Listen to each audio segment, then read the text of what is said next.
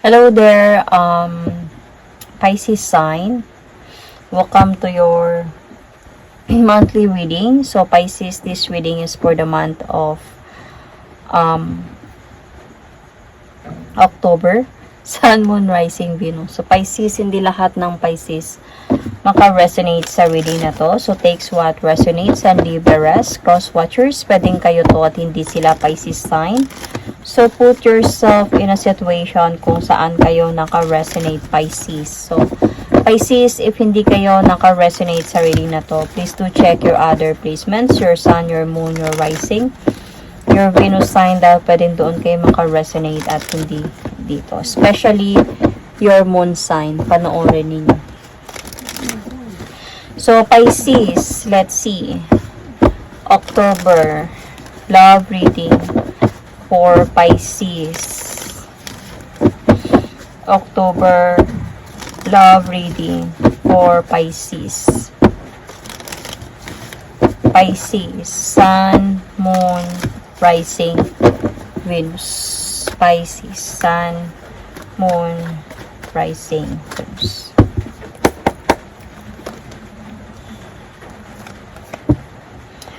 Pisces, hindi ka pa naka-move on into someone. Nasasaktan ka pa sa mga nangyari.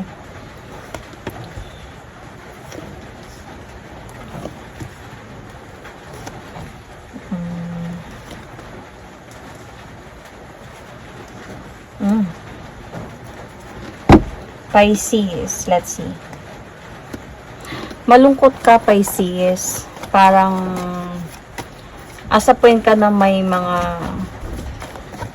parang I don't know if this is regrets or sadness or parang gusto mo pa na magkabalikan pa kayong dalawa. Hindi ka pa naka-move on from this person talaga. Parang nag-aantay ka pa dito sa pagbabalik ng person na to. And parang asa point ka, napapagod ka na, pero parang you still hoping na babalik siya, magkabalikan kayong dalawa, babalikan ka niya, mag-o-offer siya sa'yo ng love, new beginning. Might be asawa mo to. Might be you are married and hindi ka pa totally naka-move on from him or her. So, ito nga yung challenge dito. Paano mag-effort etong person na to, might be paano magkaroon ng action na pagbabalikan sa inyong dalawa. Anong pwedeng gawin, anong pwedeng mangyari, anong gagawin, paanong effort na gagawin dito. This is the potential challenge here. Para magkaroon ng new beginning, to offer new beginning, to be happy and fulfilled again. Naku-confuse na ka na kasi sometimes gusto mo na din na mag-move forward, to have your freedom, at maging okay na, mag-move on na lang. But then, deep inside, mahal mo pa talaga itong person mo. You still want a new beginning with this person, with your husband could be. So, parang nahihirapan ka pa talaga, Pisces. So, saan ka ba kailangan mag-focus dito? Feeling ko, sa kung may progress ba yung sitwasyon ninyong dalawa, kung meron pa ba kayong communication, kung may hope pa ba itong relasyon na to. So doon ka magpo-focus, Pisces. If nakikita mo, Pisces, na parang wala na talaga, like hindi na talaga kayo nag-uusap pa, and even na ginawa mo na yung best mo para kausapin siya, could be, wala pa rin nangyayari, then kailangan mo nang pag-isipan ng mabuti na maybe it's time for you to let go. Okay?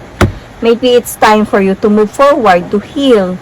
Pero kung meron pa kayong communication, meron pang hope itong pagsasamang na to, kumbaga meron pang pwede pang pag-usapan, nag-uusap pa kayo, then kailangan nyo talagang mag-usap.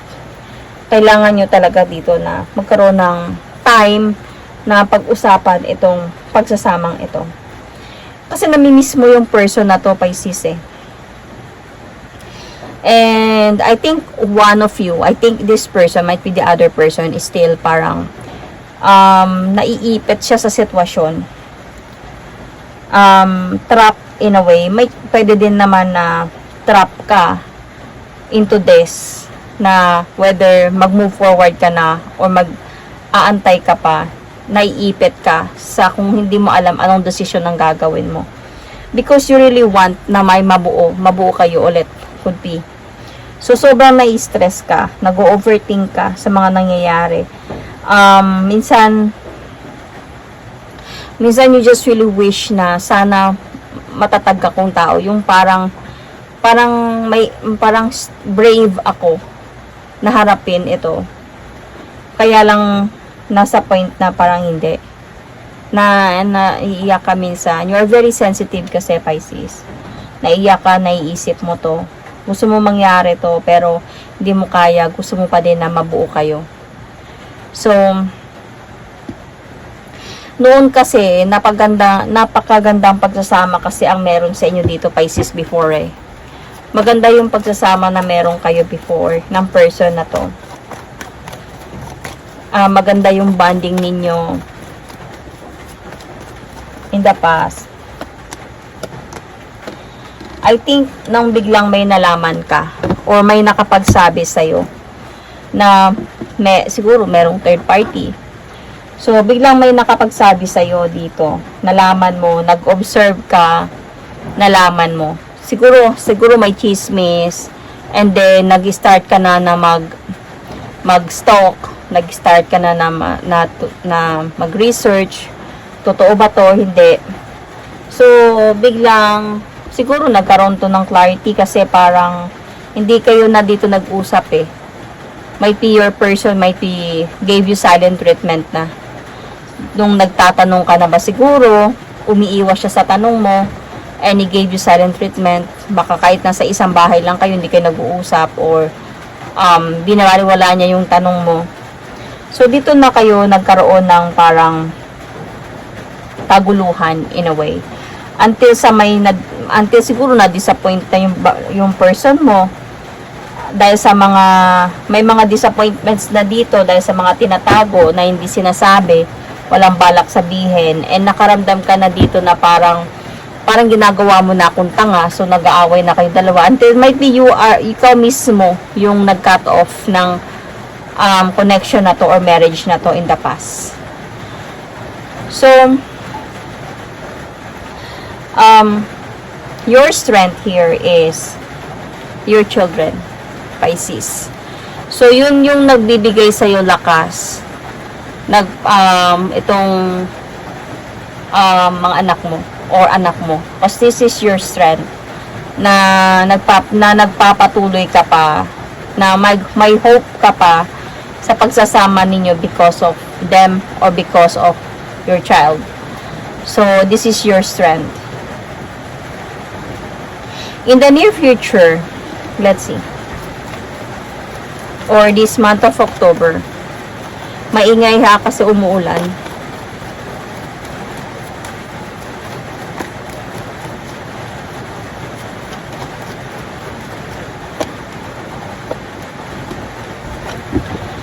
So, magkakaroon kayo ng communication ng person na to ulit. So, I can see here that this will going to give you happiness inside of you. Ito, magkakaroon kayo ulit ng communication ng person mo. Kasi this person, parang maglalakas loob to siya na makipag-usap sa'yo ulit. And might be isa na din dito because of may anak kayo. So, because of that, kaya kailangan niya makipag-usap sa'yo. And this person did really take the leap of faith towards a new beginning or towards this. Parang bahala na kung anong mangyayari, bahala na kung anong sasabihin sa akin ni Pisces. Gagawin ko to kasi siguro namimiss niya yung anak ninyo. So, part of you sa loob-looban mo, masisiyahan ka sa pagbabalik ng person na to in the near future. But what is the approach here? Suggested approach. Etong person na to, hindi lang siya babalik just for the children or your child, but also to come back na mag-offer na din sa'yo ng pagbabalikan, pag-aayos at pagbabalikan ng love in a way. So, what you need to know here, this person is willing siya na parang willing siya na parang maayos kayo ulit, na magkaroon ulit ng celebration yung pagsasama ninyo ulit. So, it's all reverse, but okay, let's take it. Etong person na to, feeling ko alam niya na naging imbalance talaga yung connection ninyo, yung sitwasyon ninyo. And I think there is a lot of judgment dito. May mga tao na hindi maganda yung mga sinasabi about sa nangyari, about sa kanya, about sa ginawa niya. Siguro, pamilya ba, about sa ginawa niya. May mga hindi maganda na sabi na judge siya in a way. So, and one thing din dito, ay, wait lang.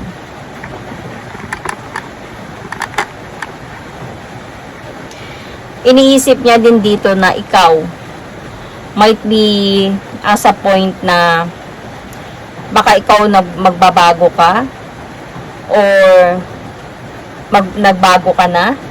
Marami nang nagbago sa'yo if ever na mangyari to. So feeling ko kasi sa ginawa niya sa'yo, 'di ba una may nakapagsabi sa'yo na may ginawa siya ganito. So meron ng mga tao, syempre nagkalat na 'yan. May mga tao na o pamilya ba na ayaw sa kanya, na parang ayaw na bumalik na sa'yo. Pero this person did still take the risk or take the leap of faith na bumalik. Parang bahala na, hindi siya ready, hindi siya prepared, and para lang maayos kayo. So this is what you really need to know here. Naglakas loob talaga to siya kasi na-realize niya man na mali yung mga nagawa niya. So what is your hope here?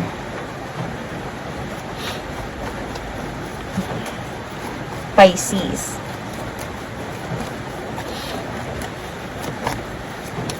Your hope.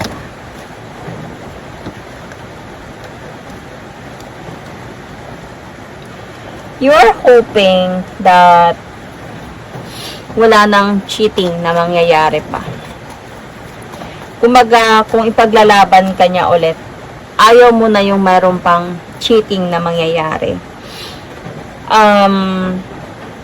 And you are hoping na magpaplano na siya para sa inyo na lang at kayo na lang yung priority niya. You are really hoping for that. But what you fear here is, yun nga, baka meron pa siyang someone na baka lalabo ulit yung connection, baka magkakaroon ulit ng challenges and disappointment sa pagsasama ninyong dalawa. So, baka isa-isang decision mo, baka pagsisihan mo yung decision mo. So, isa din to sa fear mo dito, Pisces. Because the potential future here, let's see.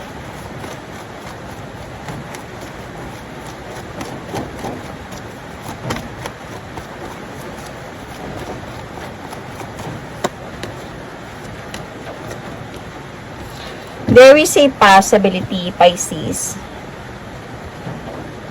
Because you are a Pisces, malakas yung intuition mo. Very intuitive person ka, Pisces. Meron ka pa ring mararamdaman sa person na to. Sabihin na natin na nagkabalikan kayo, nagkaayos kayong dalawa dito. Kasi merong family dito parang nabuo, nagkaayos. Meron pa rin ako nagkita dito, mapapansin mo sa person mo na parang misulang, hindi niya pa rin totally alam kung papunta siya dito or dito na siya sa'yo. Parang meron pa siyang minsan urong-sulong sa kanya.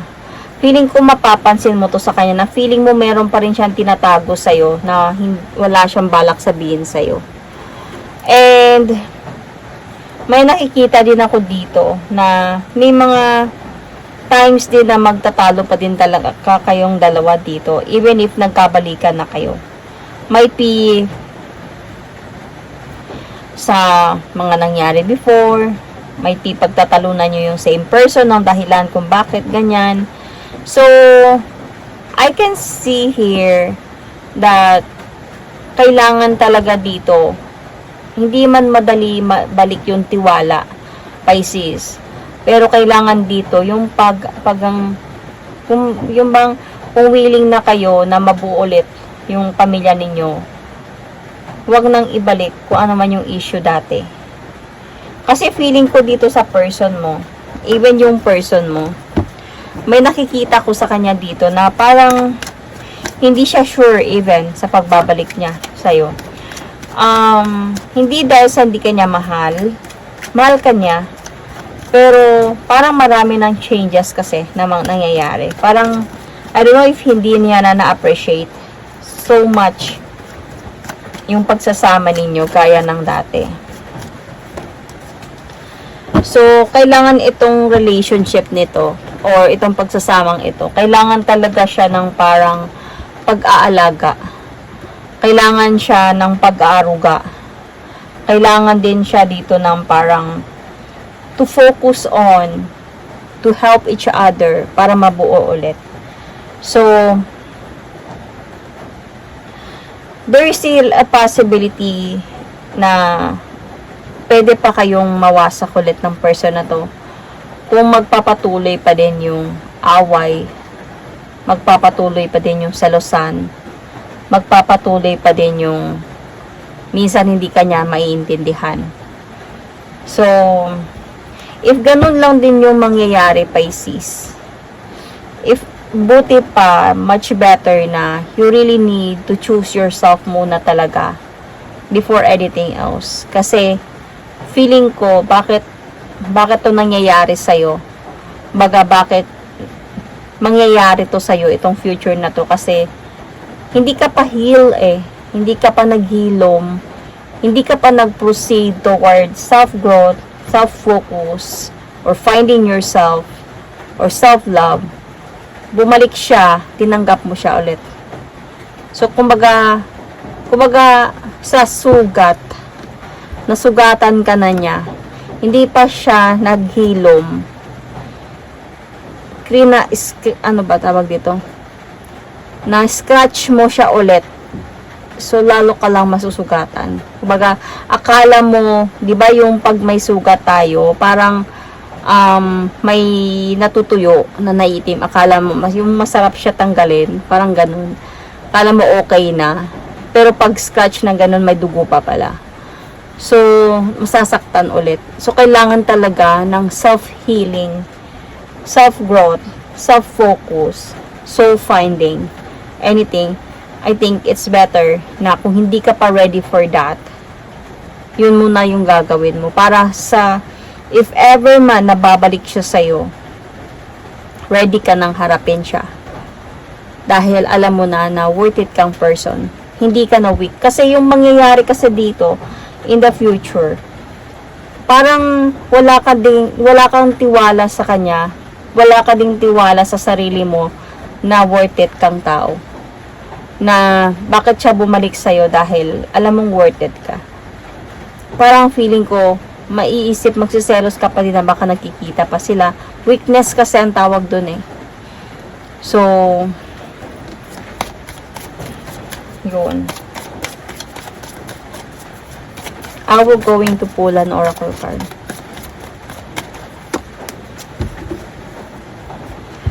Honest is essential. Speak with love and truth. So, just be honest sa nararamdaman mo, Pisces, sa person na to. So, sometimes, wag lang hayaan na hindi na lang mag-usap, hindi na lang kausapin, at siya hindi kanya maintindihan minsan. Just be honest sa nararamdaman mo. Whether masakit man yung sasabihin mo or hindi. So, I can see signs, Virgo, Leo, Taurus, Cancer, Scorpio,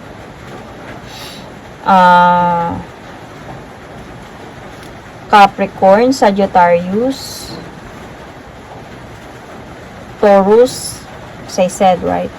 Libra, Gemini. Did I say Gemini? Wala man dito Gemini, pero could be Gemini. Anyway, Aquarius, Sun, Moon, Rising, Venus, Sagittarius as well. So, Pisces, that is my reading for you. Thank you and God bless.